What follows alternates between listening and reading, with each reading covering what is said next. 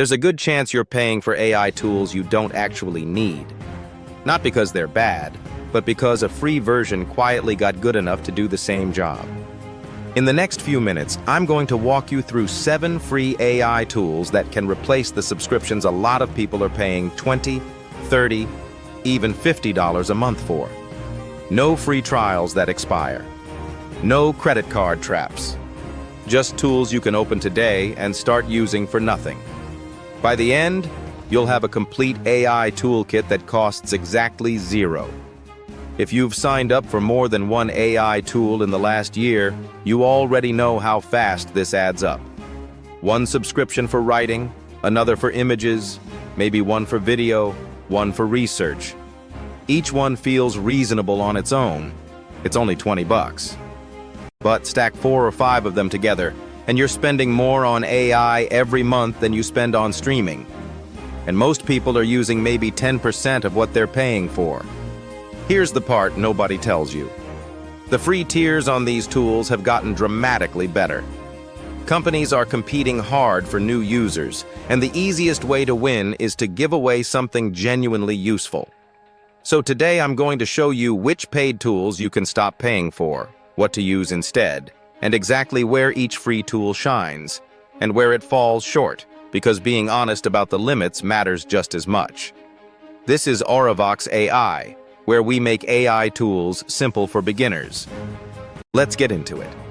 First up is Google Gemini, and this is the one I'd hand to a complete beginner before anything else. Gemini is an all-purpose AI assistant. You can ask it questions, have it write emails, summarize long documents, brainstorm ideas, explain difficult topics in plain language, and even analyze images, PDFs, and video that you upload. What does it replace? For most people, it replaces a paid ChatGPT or Gemini subscription, which runs around $20 a month. Its biggest strength is how generous the free version is.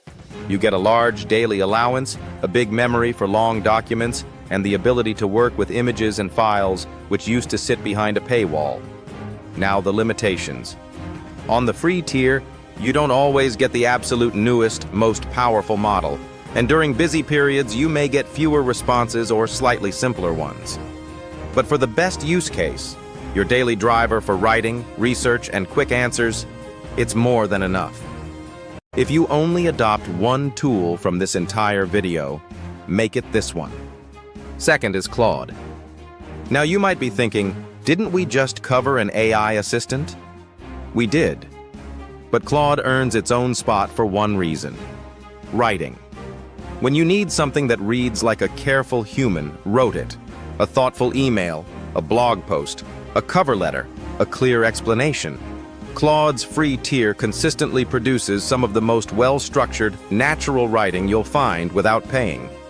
What it replaces are dedicated AI writing subscriptions like Jasper or Copy.ai, which are often built for marketing teams and priced accordingly. Its strength is quality and tone.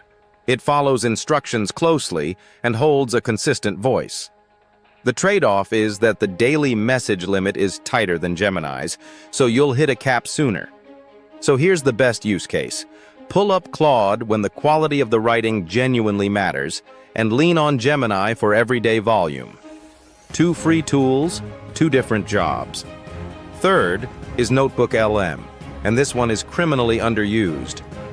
NotebookLM is a research assistant that only works from sources you give it. You upload your own documents, PDFs, articles, notes, even a website link, and it answers questions using only that material. That means far fewer made-up answers because it's grounded in your actual sources, and it shows you exactly where each answer came from. What it replaces are paid research tools and the premium tiers of research-focused assistants. Its standout feature is that it can turn your documents into a summary, a study guide, or even a spoken audio overview that sounds like 2 hosts discussing your material. The limitation is that it's narrow on purpose. It won't go search the whole internet for you. It sticks to what you upload. Best use case: students studying from textbooks, anyone making sense of a stack of reports, or turning dense material into something you can actually review on a walk. Fourth is Canva. If you've ever needed a thumbnail, a social media post, a presentation, or a simple logo and felt completely lost, Canva is built for you. It's a drag-and-drop design tool with thousands of templates, and it now has AI features baked right in. You can generate images, remove backgrounds, and resize a design for different platforms with a single click. What it replaces are paid design subscriptions, and for a lot of people, the need to hire a designer for simple jobs. Its strength is the templates. You start from something that already looks good instead of a blank page. The limitation is that the free tier holds back some premium templates, images, and the more advanced AI generations behind Canva Pro. But for the best use case, creating clean, professional-looking graphics fast, even with zero design background, the free version handles a surprising amount. Fifth is a dedicated AI image generator. Canva is great for layouts, but when you want to create an original image from a text description, you want a tool built specifically for that. Free generators like Ideogram or Leonardo let you type a description and get a custom image back. And some of them are especially good at putting readable text inside an image, which most generators struggle with. What it replaces is something like Midjourney, which has no free tier and starts at around $10 a month. The strength here is creative flexibility for zero cost. The limitations are real, though. Free plans usually cap how many images you can make per day, may add a small watermark, and can be slower. You'll also want to be thoughtful about commercial use. Always check the terms before you put an AI image on something you sell.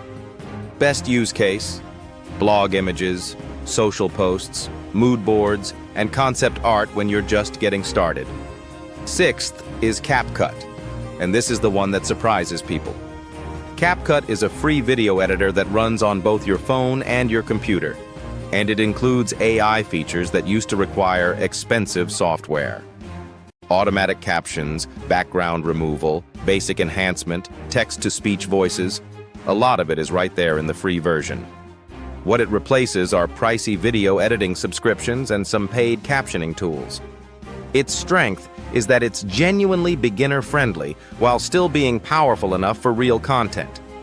The catch is that some of the flashier AI effects and certain premium assets are paid, and you'll want to keep an eye on which features are free versus locked, because that mix can change over time. Best use case: editing short-form videos, adding captions automatically, and cleaning up audio. Exactly the kind of thing a new creator needs. Seventh, and this is the one that ties everything together, is Make. Make is an automation tool. It lets you connect different apps so they talk to each other and handle repetitive work for you without writing any code. Think, when I save a file here, automatically copy it there. Or, when I get a certain kind of email, log it in a spreadsheet. What it replaces is an automation service like the entry-level Zapier plan. Its strength is a generous free tier and a visual builder. You literally drag boxes and connect them. The limitation is the steepest learning curve on this list. Automation takes a little patience to wrap your head around, and the free tier caps how many tasks you can run each month. Best use case: once you're comfortable with the other tools, Make quietly removes the boring, repetitive parts of your week. So how do you put these together into something you'd actually use? Here's a simple free toolkit, start to finish. You start with Gemini as your everyday assistant, ideas, answers, and rough drafts. When a piece of writing really needs to shine, you move it over to Claude to polish. If your project is based on research or documents, you run those through NotebookLM first, so you understand your material and can question it directly. Then you create the visuals, Canva for layouts, thumbnails, and posts, and a free image generator like Ideogram when you need an original picture. If you're making video, CapCut handles the editing and captions. And once that whole routine becomes familiar, Make automates the repetitive glue between them. Notice what that workflow covers: thinking, writing, research, design, images, video, and automation. That's an entire content and productivity stack. And the running total is 0 a month. Let me leave you with the 2 lessons that matter most. First, audit what you're actually paying for. Open your subscriptions, and for each AI tool, ask one honest question. Am I using this enough to justify the cost? Or am I paying out of habit? A lot of charges survive simply because nobody ever cancels them. Second, free is almost always enough to start. The free versions of these tools will not do everything the paid versions do. That's the honest truth, and the limits I mentioned are real.